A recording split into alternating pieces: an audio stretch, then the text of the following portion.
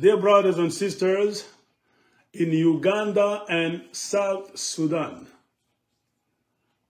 here I am again with the story of Agustino Idro Tabani, whom you very well know that the guy is from South Sudan.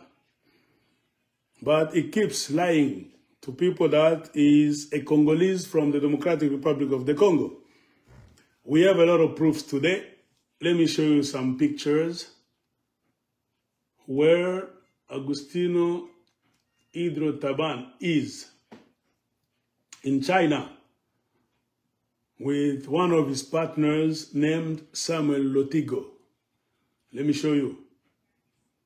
The story behind these pictures is this. Samuel Lotigo had a business with the government of South Sudan. So he had a contract. And he's the one who called Agustino Idro Tabani that I'm going to go to China because the government of our country, I've managed to strike a deal with the South Sudanese government. So I'm in charge to go to China to buy the army uniform. So Samuel Lotigo is the guy who interested Agustino Idro Tabani so that they could go together as South Sudanese, two brothers, to China for that business. Because at a certain point in the past, they were partners. They were doing some stuff together. So the proof is here. Let me show you. For instance, on this picture, you're going to see very well, Agustino Idro Tabani is here in China with Samuel Lotigo. And this is a lawyer who accompanied them.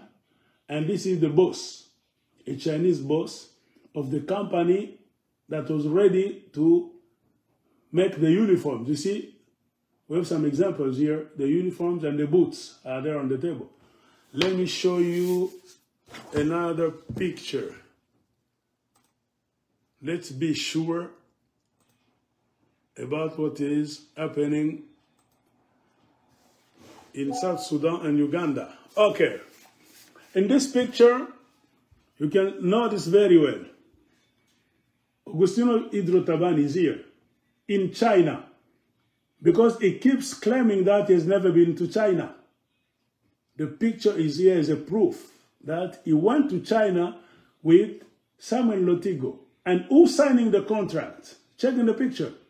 It's not Agustino signing the contract. The guy who's signing the contract is Samuel Lotigo. That means the guy who owned the business is Samuel Lotigo. And the lawyer is there, and the boss of the company, as I told you, that was supposed to produce those army uniforms is here, a Chinese guy. That's when the problem started. Now, what happened? After the trip to China, Samuel Lotigo wanted to pay cash to the Chinese businessmen so that they can start producing those army uniforms. But Agustino told him not to pay the full amount, pretending that, Chinese, sometimes they make the fake products. We need to keep some money. So we're going to pay them the full amount when they finish the job.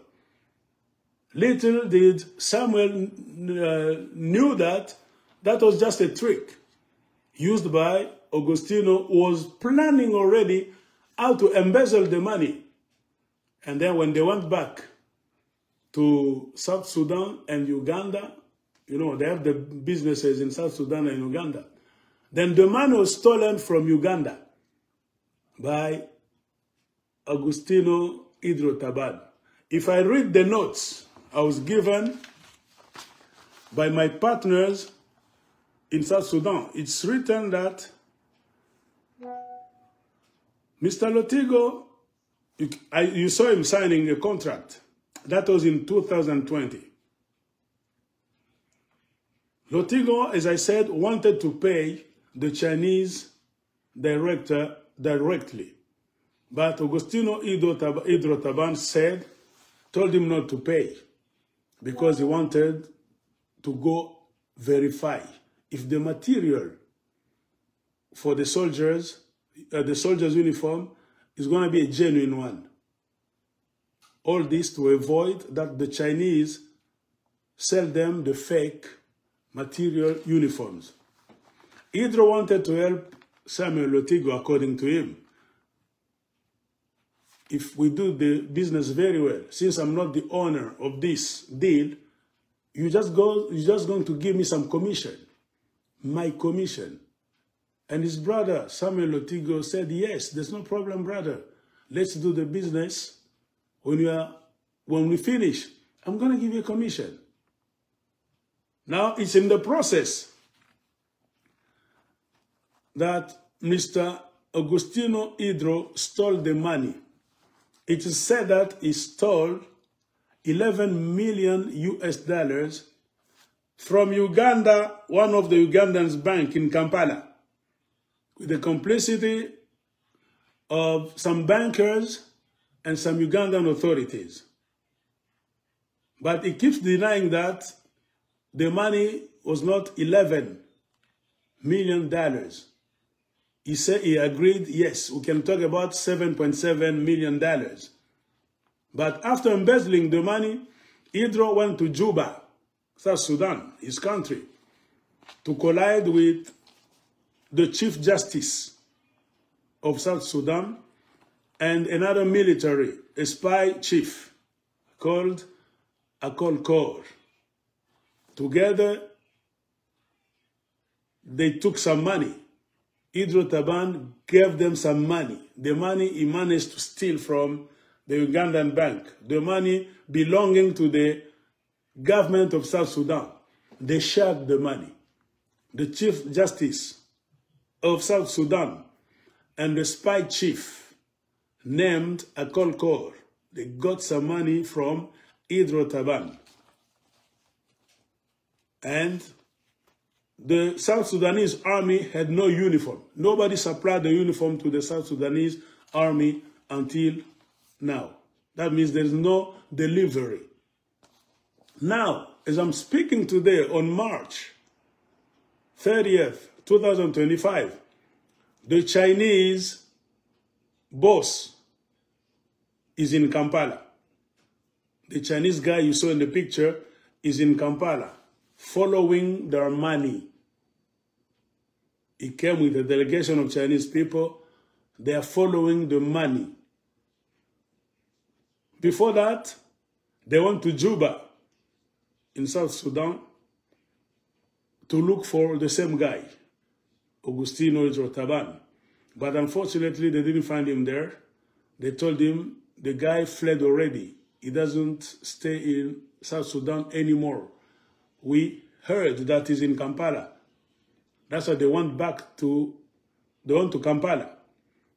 Now, as I'm speaking, the Chinese people are in Kampala looking for Idro Taban. The big problem is that Idro Taban is protected by powerful people in Kampala, the people in government. And let me show you a picture. Everybody says that the guy who's protecting Idro Taban is Attorney General Kiwanuka.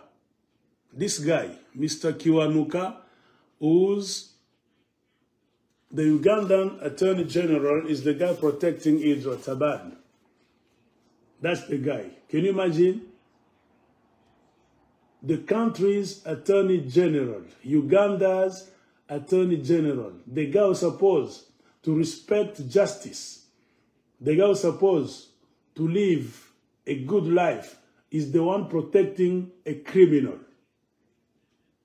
That means he received an amount of money too.